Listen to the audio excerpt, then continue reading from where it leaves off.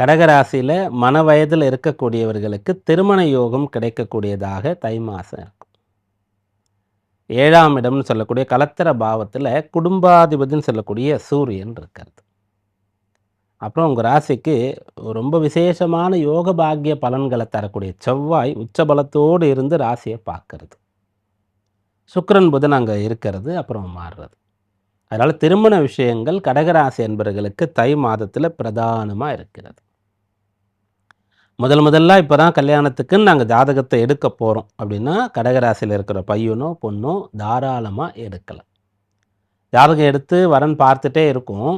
ஒரு ஜாதகம் பொருந்துகிற மாதிரி இருக்குது, பொருந்தி இருக்குது, மேற்கொண்டு ப்ரொசீட் பண்ணலாமான்னா தாராளமாக நீங்கள் மேற்கொண்டு திருமண காரியங்களை தொடங்கலாம்.